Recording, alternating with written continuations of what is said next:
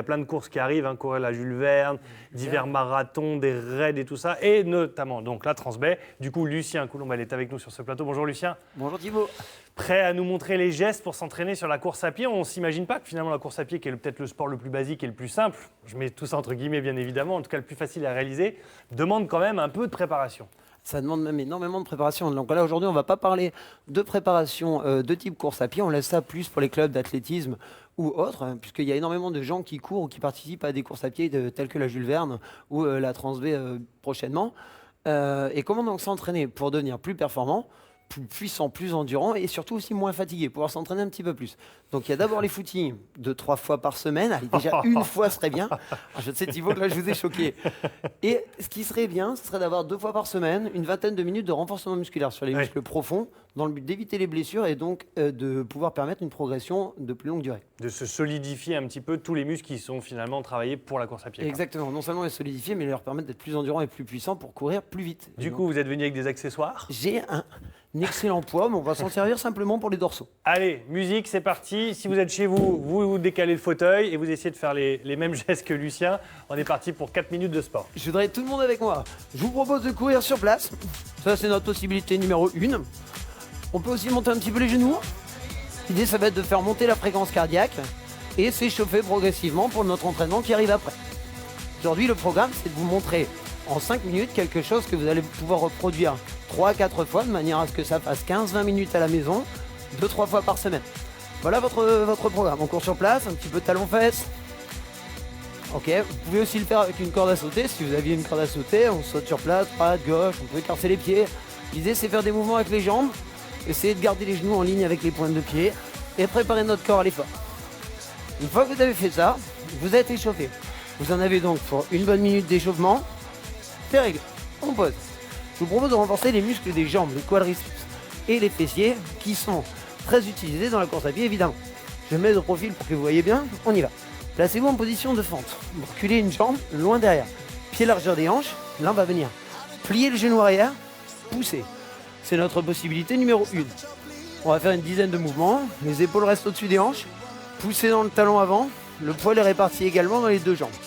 Si on veut travailler davantage les muscles profonds, pliez, poussez, penchez-vous, levez, revenez. Pliez, poussez, penchez-vous, levez, revenez. Qu'est-ce que ça va faire? On va travailler davantage les muscles fessiers de la jambe d'appui et fessiers de la jambe arrière. Pliez, poussez, levez.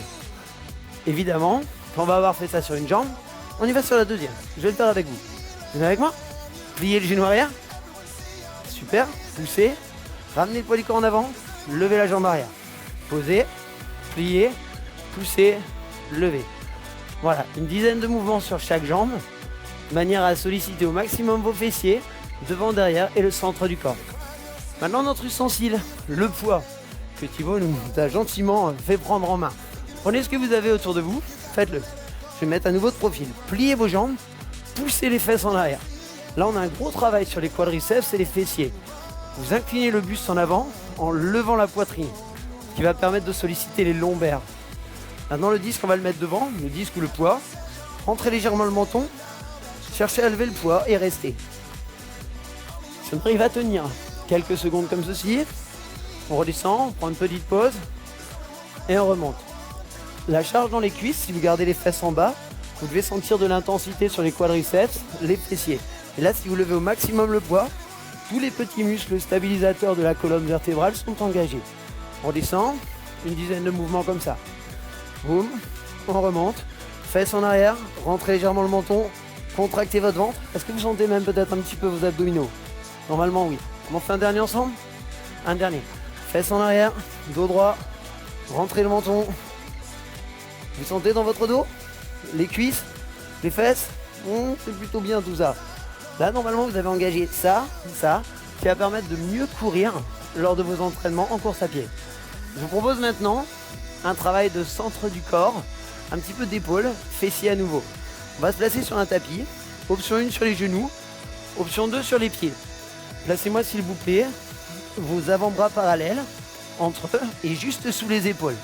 On avance la tête, on va écarter nos pieds. Je vous propose de basculer sur les talons. Levez une main, levez les hanches. Restez un instant. Revenir. Et faites-moi la même chose de l'autre côté. Je vais le faire rapidement. Levez. Et on revient. Même chose. Quand vous pivotez, levez la main dans l'axe du corps. Levez les hanches. Essayez de sentir le gros travail ici sur votre taille en dessous. Levez le bassin au maximum. Si vous voulez une option supérieure, vous pouvez à un moment donné reposer votre main. Lever la jambe de dessus. Reposer. Et ensuite, bien sûr, le faire de l'autre côté. Qu'est-ce qui va se passer quand on lève la jambe de dessus? Ici, on a un travail sur cette fesse-ci et sur cette fesse-ci en plus qui stabilise le bassin. Si le bassin est plus stable, moins de problèmes au niveau du dos, plus d'efficacité lors de la course et moins de blessures. On va terminer l'entraînement avec le gainage classique de face. Stabilisez votre corps, la tête juste au-dessus de vos mains. Vous êtes sur vos deux pieds, tirez les coudes en arrière, plantez les avant-bras dans le sol, serrez les fesses. S'il y a trop d'intensité, on peut poser les genoux pour que le dos reste plutôt arrondi comme ici et jamais creusé comme ceci. Essayez de serrer vos fessiers pour vraiment engager les abdominaux et non les lombaires. Dès qu'il y a trop d'intensité, hop, les genoux reviennent sur le sol. Voilà ce qu'il faut faire, mesdames et messieurs, pour bien travailler votre corps pour la course à pied en renforçant vos quadriceps, vos fessiers, vos abdominaux et donc éviter l'ensemble des blessures liées au traumatisme articulaire de la course à pied. Voilà, à très bientôt. En toute simplicité, bravo Lucien. Vu les couleurs que vous avez, j'imagine les couleurs que vous avez chez vous après avoir fait tous ces exercices. Il fait 24 degrés sur le plateau. Il faut les faire tous les jours hein, quand on veut se préparer ou non, 2-3 fois par semaine? Non, si on a 2 fois par semaine, une vingtaine de minutes comme ceci, c'est suffisant. Et plutôt la dernière semaine avant l'approche de la course, ne rien faire. Très Juste bien. la course à pied, mais pas le renforcement musculaire qui vient fatiguer les muscles. Vous êtes adorable. Un coup d'eau, voilà. C'est bien de l'eau, hein. Oui, c'est de l'eau, rassurez. Vous buvez de l'eau, Thibaut? Ah, on va voir s'il a Oh. confiance. Allez, voilà, c'est de l'eau. C'est bon, c'est de l'eau. Allez, merci beaucoup Lucien.